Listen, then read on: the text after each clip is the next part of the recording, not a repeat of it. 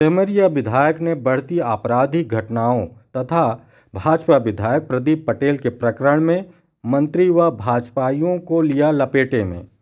रीवा जिला में दिनों दिन बढ़ रही आपराधिक घटनाओं में पुलिसकर्मी व्यवस्था की नाकामी बताते हुए भाजपाई मंत्री का अपराधियों को संरक्षण दिए जाने का आरोप आयोजित पत्रकार वार्ता में मीडिया से खुलकर बात की। आइए देखते हैं सेमरिया विधायक माननीय अभय मिश्रा जी ने मीडिया से आगे क्या कहा। ताज़ा अपडेट के लिए रीवा प्राइड न्यूज चैनल को लाइक और सब्सक्राइब करें। नमस्कार।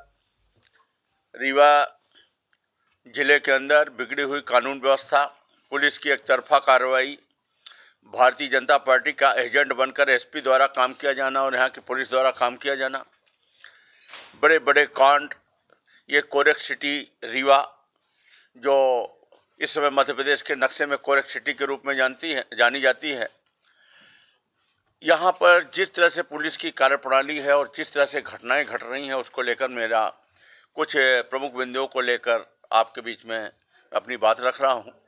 आप देखिए ना, यहाँ पर दीपावली के दिन एक बच्ची के साथ रेप केस होता, 8 आरोपी रेप करते हैं, एक पुलिसकर्मी लाइन अटैच नहीं होता, किसी के ऊपर कोई लायबिलिटी नहीं, किसी की जिम्मेदारी नहीं बन रही है कि आखिर ये घटनाएं घट क्यों नहीं। दूसरी तरफ और भी केस होते हैं। प्रदीप पटेल एक विधायक चीख मारकर बैठा हुआ है, क्योंकि यहाँ गुटी राजनीति है, यहाँ जातिवाद की राजनीति है। यहाँ राजेंद्र शुक्ला जी यहाँ के मुख्यमंत्री बने हुए हैं, वो इस जिले के अपने आप को अघोषित मुख्यमंत्री बोल रहे हैं। वो विधायकों के विरुद्ध षड्यंत्र करते हैं, गुट बनाते हैं, जातिगत आधार पर राजनीति करते हैं। क्योंकि प्रदीप पटेल ब्राह्मण समाज से नहीं है और पूरा यहाँ पर कब्जा जो है तो राजेंद्र शुक्ला जी का है प्रशासन पर, तो वो चूंकि पिछड़े समाज से, इसलिए उनको ये पुलिस के माध्यम से, प्रशासन के माध्यम से लगातार प्रताड़ित करवा रहा है। एक तरफ ये है जो वहाँ का ब्राह्मण कार्यकर्ता है या जो और इनके गुट के कार्यकर्ता है मऊगंज में, वो अगर गलती भी करे, उपद्रव भी करे और मांग करें कि थाना प्रभारी निलंबित हो, तो 5 मिनट में लाइन अटैच होता है उसी मऊगंज में। और उसी मऊगंज में प्रदीप पटेल चीख मार रहे हैं, उनके ऊपर कोई कार्रवाई नहीं। रेप केस में कोई लाइन अटैच नहीं हो रहा। इनसे तो भले हम हैं भारतीय जनता पार्टी के विधायकों से जो अंदर अंदर तड़प रहे हैं, बोल भी नहीं पा रहे हैं, हम कम से कम सच तो बोल पा रहे हैं, छाती ठोक कर, खोलकर बोल तो रहे हैं। और हमने अपनी बात रखी, हमने एक गरीब के लिए लड़ाई लड़ी, एक केवट परिवार के लिए जो मजदूरी करता था, धन्य है उसकी खुददारी। लोग 10,000 रुपये के लिए गिर जाते हैं, बड़े बड़े लोगों को हमने देखा।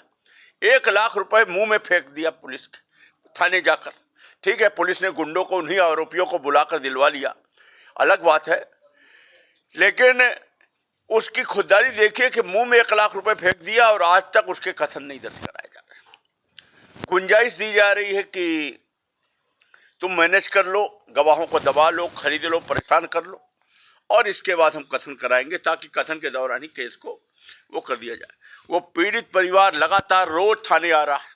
आज भी एसपी कार्यालय में मुझे खबर मिली है कि वो वहाँ बैठा हुआ है, अपनी गुहार लगाए, आप जाइएगा, उनकी बातों को सुनिएगा। अब आपका एक प्रश्न होगा कि आपके विरुद्ध मामला दर्ज हुआ।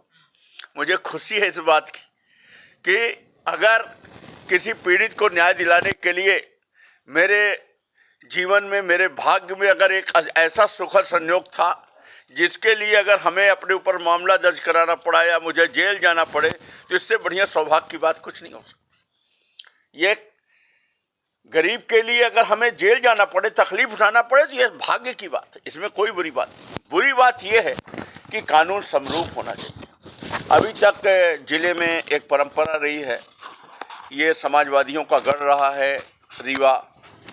यहाँ राजनीतिक क्षेत्र है रीवा, सभी दल के लोग हैं, सभी समाज के लोग हैं, आपस में आंदोलन करते हैं, अपनी बात रखते हैं।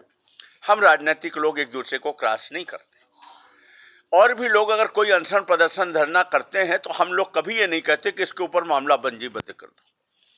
लेकिन इस तरह से घटिया हरकतें अभी शुरू हुई और ये प्रशासन ने ही लिखवा कर करवाया। अरे जिस दिन घटना हुई थी उस दिन क्यों नहीं कर लिया? उसके तुम 4 दिन 7 दिन बाद आप हमारे ऊपर, हमारे साथियों के ऊपर किसी से लिखवा करके मामला पंजीबद्ध कर रहे हो। सुप्रीम कोर्ट की गाइडलाइन है, बिल्कुल सही कर रहे हो, करना चाहिए आपको, हमें कोई दिक्कत नहीं है, लेकिन उसी दिन करना था। 7 दिन बाद क्यों कर रहे हो? और 7 दिन बाद अगर आप कर रहे हो तो फिर 30 दिन बाद क्यों नहीं कर रहे हो? 40 दिन बाद क्यों नहीं कर रहे हो? ये एक और घटना है। ये ब्लॉक अध्यक्ष ने लिखा है, ये देखिए आप, ये हमारे नरेंद्र अग्निहोत्री ब्लॉक अध्यक्ष ने रिपोर्ट दर्ज कराई है और ये 30-35 नगर के व्यापारियों ने और लोगों ने रिपोर्ट दर्ज कराई है। पहले नरेंद्र अग्निहोत्री ने कराई है, कितनी तारीख को? 21 तारीख को, फिर 22 तारीख को करवाई है पूरे व्यापारियों ने, और फिर मैंने भी इसमें इनके इंडोर्स करके इनके दोनों के आवेदन को देख करके एसपी को लेटर लिखा है। मैंने लिखा है कि विषयांतर्गत दिनांक 4 अगस्त 2024 को दौलत सिंह निवासी बरहा मुड़वार की पानी में डूबने के कारण मृत्यु हो गई, जिसके शव को सतना तिराहा सिमरिया के मार्ग पर बिना किसी वैध अनुमति के, हमने तो अनुमति भी ले रखी थी एसडीएम से, अनुमति के सड़क पर लाश रख निर्दोष व्यक्तियों को रंजिशन दुर्भावना पूर्व फंसाने का कार्य किया गया था, और किंतु आपके द्वारा रास्ता जाम किए जाने के संबंध में प्रकरण दर्ज नहीं किया गया। इन्होंने जो रास्ता जाम किया था और जिसको फंसाना चाह रहे थे, जिसका नाम ले रहे थे, पुलिस ने जांच किया और पाया कि ये झूठी रिपोर्ट कराना चाह रहे थे। हमने जिसको लेकर के अपना एजिटेशन किया उसमें पुलिस ने पाया कि हमने सही किया, उसमें मामला दर्ज हुआ। क्लियर?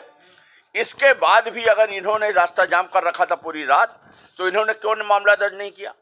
श्री अग्निहोत्री के पत्र मैं लिखता हूँ, दिनांक 21/11/24 एवं स्थानीयवासियों के पत्र दिनांक 22/11/24 में उल्लेखित नामों के अलावा अन्य 70-80 लोगों को कई घंटे तक लोक मार्ग में जाम किए रहे, जिससे आम जनमानस का आवागमन बाधित हुआ। थाना व तहसील के साथ बाजार में आग लगा देने की धमकियां भी अनवरत दी जाती रही। व्यापारियों के दुकान बंद होने से व्यापार प्रभावित हुआ। गुंडागर्दी से दुकान बंद कराई गई। हमारे में तो सोमोटो से व्यापारियों ने बंद किया था, जिसके संबंध में रात में दूरभाष पर 4 बार मेरी और एसपी की चर्चा हुई। मैंने यह भी लिखा, जिसमें बलपूर्वक जाम हटवाए जाने का आग्रह किया गया था। भारतीय दंड संहिता के अनुसार आपराधिक प्रकरण दर्ज किया जाकर जाम हटाया जाना चाहिए था, जो आपके द्वारा नहीं किया गया।